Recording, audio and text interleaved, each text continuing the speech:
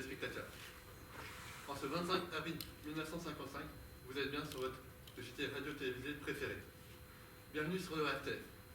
Ce soir, nous recevons un nouvel acteur de la vie politique. J'ai nommé Jacques Huse. Il a récemment publié un nouveau manifeste au sujet de son parti politique qu'il vient de fonder, la Révolution Ensemble pour le Monde. Oui, LREM. Tout à fait. Mais avant d'en discuter, le temps est venu de passer au sondage. La question du jour posée à notre dimètre était: avez-vous envie de vivre? D'après mon rapport, 48% des interrogés ont répondu quoi. 40% ont demandé à ce que le sondeur pose son couteau. 13% se sont déclarés sans opinion. C'est le témoignage d'une époque qui se porte bien, n'est-il pas? Tout à fait, absolument. Mais cela, vous l'écrivez également dans votre autre manifeste.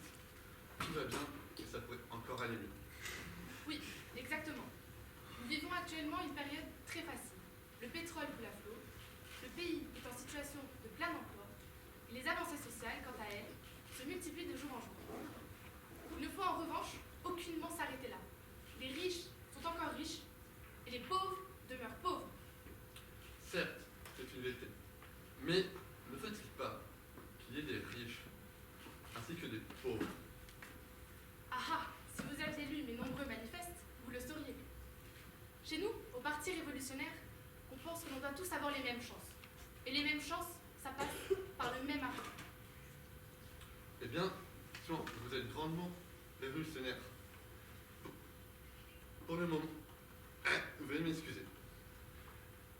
Je vous remercie pour cette explication, mais pour l'heure, c'est le moment de notre bulletin météo, que ce cher Félicien nous confectionne. Bonsoir. Il fera pluvieux, peut-être.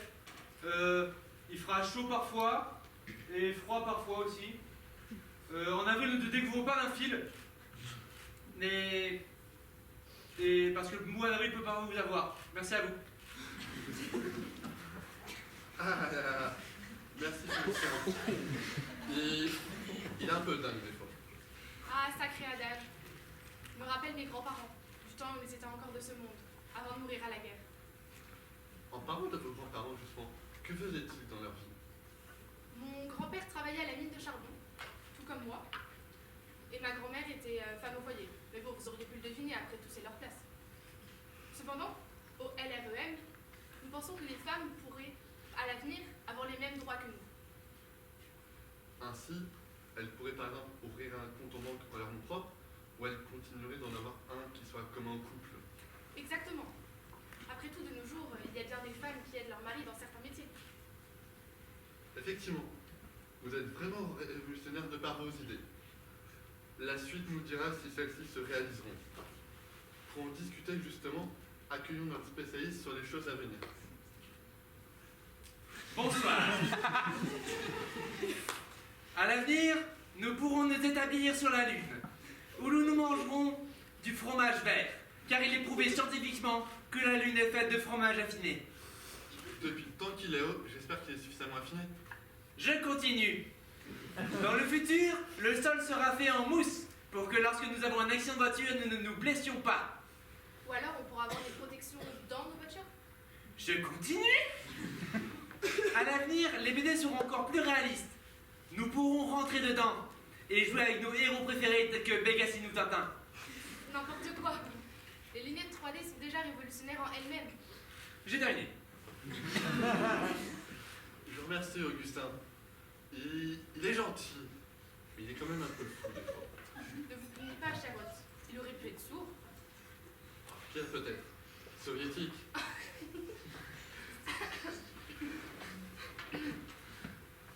Ça rigole, ça fait du bien. Je pense que le moment est venu de notre prochain invité. J'ai nommé l'intervenant Clown Nono. Bonjour les enfants. Aujourd'hui, on va apprendre à jongler. Oh non, c'était une blague. On va plutôt apprendre à jouer de la trompette. Ah ben non, c'était une blague. On va plutôt faire un cassoulet. Ah ben non, c'était une blague encore. Merci les enfants de m'avoir écouté.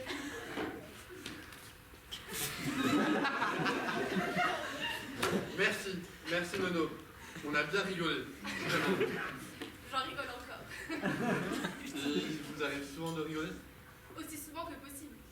Comme vous le savez, la guerre étant terminée, désormais rien à part cette maudite guerre froide ne peut plus rien nous arriver. Une maudite guerre. Vraiment. Mais on en fera moins à l'avenir. Et justement, en parlant de guerre, c'est la transition pour notre intervenant suivant. C'est un militaire qui va venir expliquer la guerre à notre jeune public. Bonjour. Eh oui, les enfants, en ce moment, le monde traverse une terrible guerre froide opposant les USA à l'URSS. Et pour comprendre des enjeux clés, je suis là. Tout d'abord, l'Allemagne. L'Allemagne, c'est un peu comme le petit goûter que tu partages avec tes camarades de classe. Elle est coupée en 4. Ensuite, les enjeux de la guerre. Les enjeux sont très simples. C'est un peu comme le jeu du banc de la récré. Le but du jeu étant de rester sur le banc à la fin de la récré. Et bien là, c'est pareil. Le but du jeu, c'est d'avoir le monde à la fin de la guerre. Et maintenant, la bombe nucléaire. C'est un peu comme si Hervé ramène sa mitraillette à l'école et faisait « Maintenant, on fait tout ce que je dis, sinon on vous bute tous !» Sauf que le petit Hervé, ben, il est trop sympa, ou plutôt trop con pour utiliser sa bombe atomique. Utilisez-la, votre putain d'atomique. Bande de bête, tous ces bolcheviques. Ah, ouais. Merci, colonel. Je vous remercie. Mais ça ira pour la suite des choses. Bonne nuit, les enfants. Vous arrivez encore à dormir après cette histoire? Ça, c'est une sacrée question. Mais sans conclure l'édition quotidienne de notre JT, évoquons simplement la récente création par notre gouvernement d'un centre qui, au sein de chaque région, sera chargé d'assurer la promotion et la gestion des œuvres universitaires ainsi que sociales. Je pense que nous pouvons lui souhaiter bonne chance. Oui, c'est une très bonne chose. Il ne faut pas que les jeunes soient les oubliés de ce pays. Les jeunes sont et feront l'avenir de la France. Cette jeunesse se doit d'être soutenue. De plus, les parents ne pourront pas toujours subvenir aux besoins de leurs enfants. Ainsi, si l'on brise la barrière de l'argent, au lieu d'aller travailler à la mine, ils pourront aller étudier et devenir plus intelligents. Cette réforme me ravit. Ben, très bien. Je vous remercie pour votre avis, monsieur Hughes. Je donne maintenant la parole à notre speaking qui va nous expliquer les problèmes de la suite de la soirée. Bonsoir. Le programme pour la suite de cette soirée, vous allez avoir la piste aux étoiles sur la chaîne principale. Celle-là, la seule. Bonne soirée. Chaise unique, effectivement, idée. Merci à vous, speaking. Bonne soirée, chers téléspectateurs.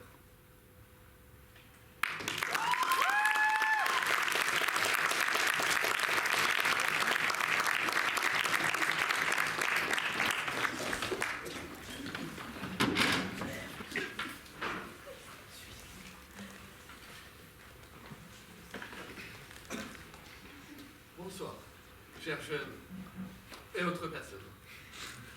En ce 24 avril 1994, vous êtes bien sur votre JT radio-télévisé préféré. Ce soir, ce n'est pas un, mais bien deux invités que nous avons l'honneur de recevoir. J'ai nommé Jacques Hughes, ici présent, qui est à présent, on peut dire, un habitué de nos plateaux, et Jean Ferme. Il vient nous présenter son nouveau parti politique pour la promotion duquel il a écrit un manifeste. Son parti s'appelle la PND et il a effectué une carrière de journaliste, de militant, d'écrivain. Carrière assez vaste, qui va nous expliquer. Bonsoir. Bonsoir. Pour nos chers spectateurs qui ne connaissent pas, ou du moins pas encore, j'aimerais vous apporter une petite précision. La PND est l'acronyme de Autocrate pour une nouvelle démocratie. Nous avons, dans notre formation, une croyance en une autocratie plus moderne, plus juste et plus ferme. Mais c'est impressionnant la quantité de sottises que vous pouvez sortir en une seule phrase. Messieurs, le temps du débat n'est pas là, il adviendra plus tard. Pour l'heure, passons au sujet central, ce qui est important. Notre question du jour était « Avez-vous envie de vivre ?» À ce sondage, d'après le rapport que j'ai ici sous les yeux, 91% des sondés n'ont pas souhaité apporter de réponse et 9% d'entre eux se sont déclarés sans opinion. Avez-vous, messieurs, une réaction à ces résultats? Eh bien, écoutez, moi je pense que nous devons laisser le choix à nos concitoyens de ne pas fournir de réponse. De mon temps, les gens répondaient. Ils étaient très heureux à l'époque. D'ailleurs, tous les témoignages archivés le démontrent très clairement. Et je reprends tout ça dans mes manifestes. Vraiment, lisez-les. Lisez-les. J'accuse. Votre temps est fini. Ah, je me permets simplement de rebondir. Il me semble que le temps de Jacques est révolu est le titre de votre dernier manifeste. Tout à fait, oui. Dans ce livre, si je puis me permettre, Bien évidemment. on apprend que vous êtes un ancien du PPLC, Alors, oui, mais j'aimerais aussi dire que... le Parti pour la liberté sous contrôle, Oui, mais j'aimerais aussi apporter le fait que... que vos grands-parents ont collaboré avec les nazis, Alors, en effet, mais j'aimerais aussi dire que... que vous faites de temps en temps des virées dans des camps de migrants pour, je cite, leur faire comprendre que la France n'est pas là pour eux. Alors, oui, mais je pense aussi Vous ne que... pensez pas. Vous ne faites que répéter des idées vieilles de 100 ans.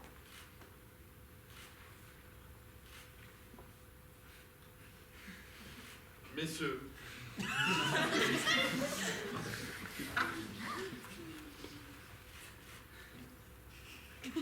gardez votre punchline pour plus tard.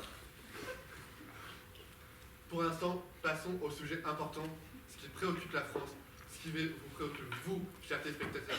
Vous êtes inquiets, vous avez peur, vous ne pouvez plus sortir de vous le soir. À cause de qui? Les hommes. Pour ou contre? Pour! Ce sont les parents de nos enfants, voyons. Pourquoi très contre? Mais contre. Quand on voit l'état dans lequel il est ce monde, on aimerait qu'ils disparaissent tous. Mais que vous entendez d'eux? Mais déjà, en plus de ce qui a été énoncé plus tôt, on court droit vers une catastrophe écologique. Il faut changer les choses dès maintenant.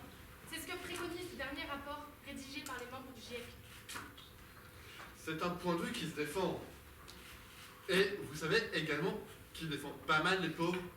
C'est notre invité suivant, le nul inconnu. Bonsoir les pauvres et les pizzaiolos. Vous savez, moi j'adore les pizzas. Surtout ça, c'est parfait. Tout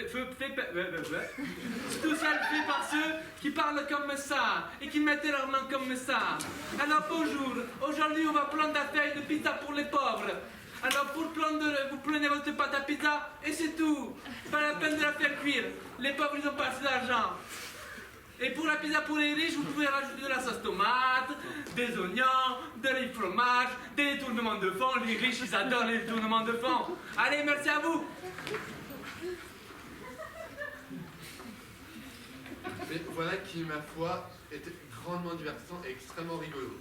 Et d'ailleurs, puisqu'on en est là, qu'est-ce qui vous fait rire? La cohabitation. Le fait de dire institutrice. Oh, ça s'en prend à la langue de Molière. Ah, j'aime pas ça, aller bafouer, aller... Ah! C'est pas ça le féminisme. Le féminisme, c'est gagner des droits. Bien, je ne vais pas rebondir là-dessus. Je vais plutôt préférer vous parler de cette institution créée il y a de maintenant déjà 45 ans. Le Centre régional des œuvres universitaires et sociales. Il a grandi, il s'est développé. Et au travers de cette institution noble, les étudiants ont acquis des droits. J'enferme. Voulez-vous dire un mot sur ce beurre? Vous savez, c'est pas mon sujet de prédilection, ça. Il y a un problème qui est consternant. Ce sont tous ces jeunes qui se font prescrire des antidépresseurs tels que de l'ecstasy. Ça montre un vrai chez eux. Et comme je le disais déjà il y a 45 ans, les jeunes sont l'avenir de la France. Des racailles. Nous avons besoin d'eux. J'ai peur pour l'avenir. Mais l'avenir ne peut pas être pire que ça, de toute façon. Je crois bien que si. Pour en discuter, faisons venir notre expert. J'ai nommé notre intervenant Alain Petit, qui va nous faire le bulletin météo. Bonjour. Pour la suite des événements de cette semaine, n'oubliez pas l'adage. En avril, ne se découvre pas d'un fil. Les anticyclones vont être aussi désastreux que la prochaine dissolution de l'Assemblée. Donc faites gaffe à vous. Il fera 7 degrés à Brest et 14 degrés à Marseille. Donc Ayam pour mettre son petit frère à l'abri. Merci à vous, bonne soirée.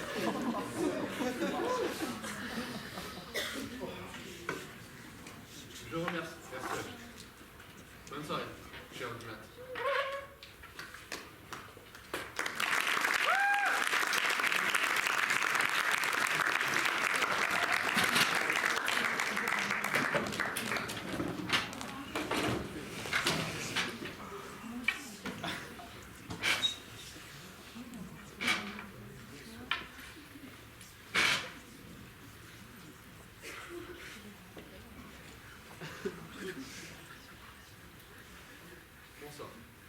spectateurs.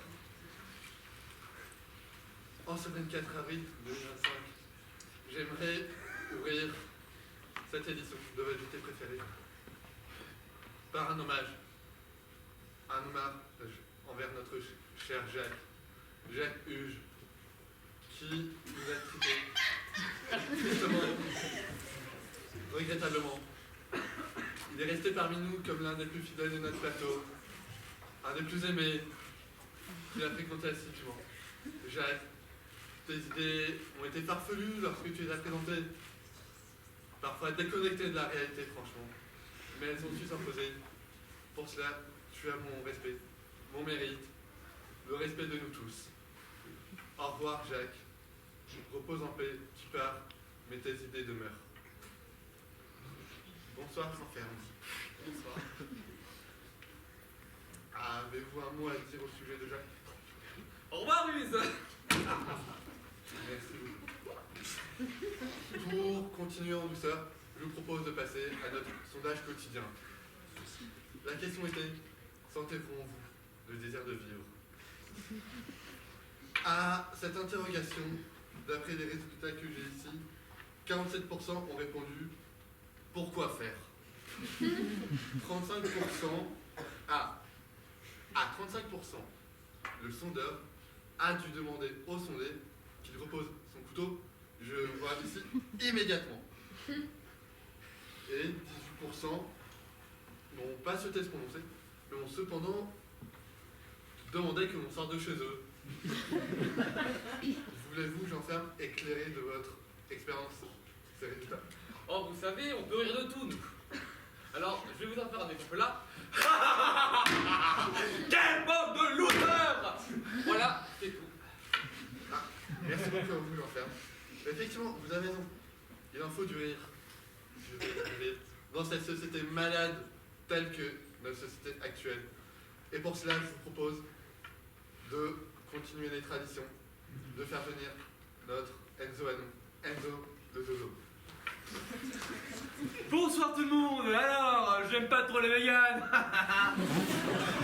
Je les trouve vachement extrémistes dans leurs propos. Un peu comme l'invité de ce soir.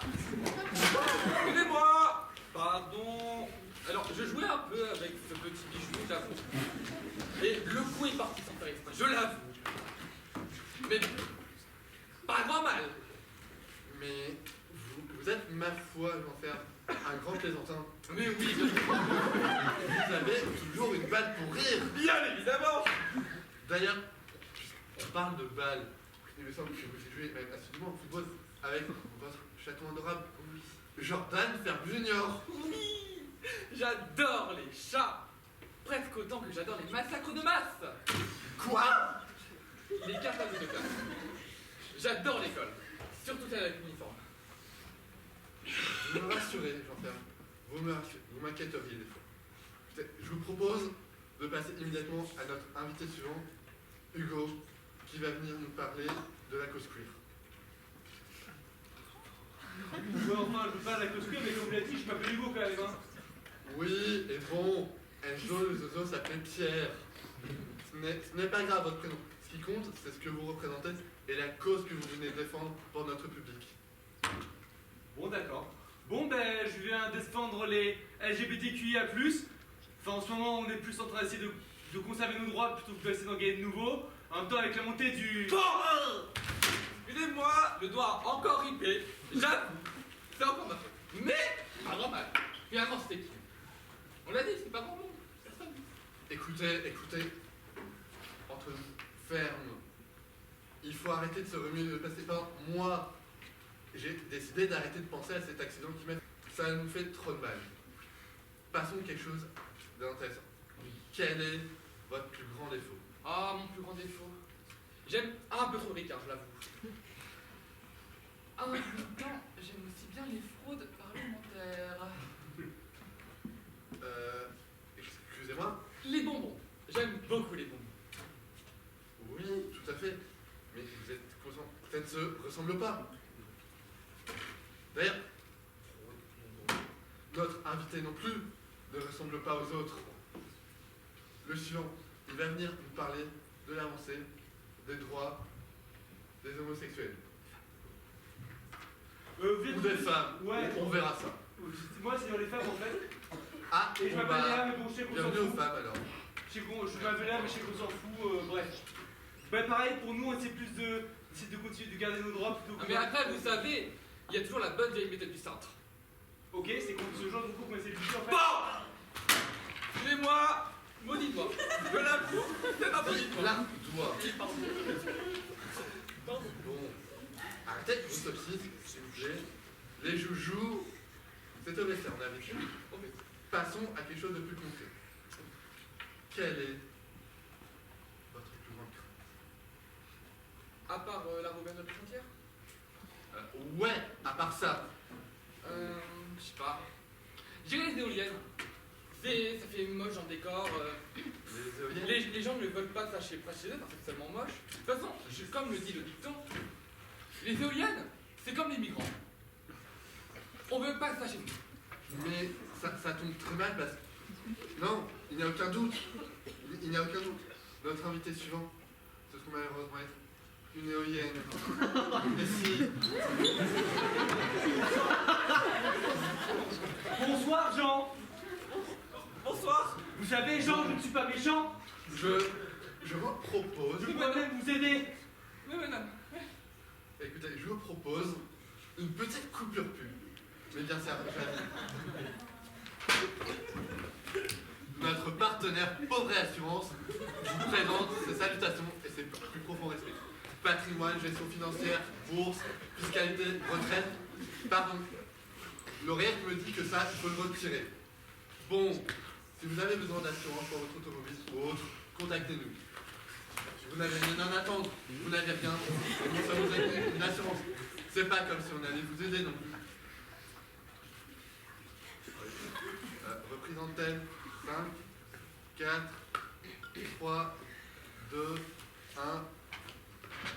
1. Jean? Excusez-moi.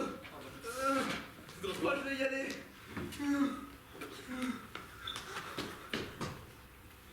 Vous savez, finalement, les éoliennes, c'est comme les araignées. Elles craignent plus qu'on les craint. Effectivement, effectivement.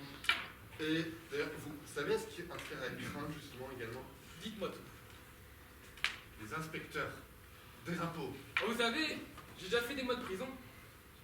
Des mois de prison. Mais d'après l'extrait de votre bouquin, c'est avec sursis. Bah, bien évidemment, faudrait pas se foutre de la gueule du monde. Écoutez, j'ai détourné 3 milliards, il est vrai, mais finalement, oh, c'est quoi 3 milliards? Moi, on m'a dit que c'était agrandir le trou de la sécu. C'est quoi la sécu? Moi, j'y crois pas, c'est un mythe. Le trou, écoutez, il y a suffisamment de riches, il y a suffisamment de pauvres. Il y a 3 riches, il y a 25 milliards de pauvres. C'est très bien comme ça. Il n'y a pas de sécu, c'est très bien. Eh ben, radical, franc. Je vous remercie cependant pour votre honnêteté. On l'aime, votre honnêteté. Bon, ça dépend des moments, mais en général. Mais, vous savez qui on n'aime pas en général? Qui sont les mal-aimés? Les étudiants. Oui, Qui, depuis des jours, des semaines, manifestent pour leurs droits, c'est con. pour les sous, pour le pognon, pour le fric. Car le CRUS, Centre Régional des Heures Universitaires et Sociales, vient de subir son énième, sa 9e coupure budgétaire du semestre. Tant mieux. Vous voulez peut-être dire quelque chose suite à cette dégradation de la cause étudiante de manière radicale? Si je dois faire passer un message aux étudiants, chat. Voilà. Je vois. En soi, tout cela résume assez bien vos idées politiques et votre programme. Bien évidemment. Merci à vous. Les électeurs sauront s'en convaincre. Audimat, j'étais heureux. C'était un drame ce JT. Quelques morts. Mais je vous remercie. Au revoir et bonne soirée.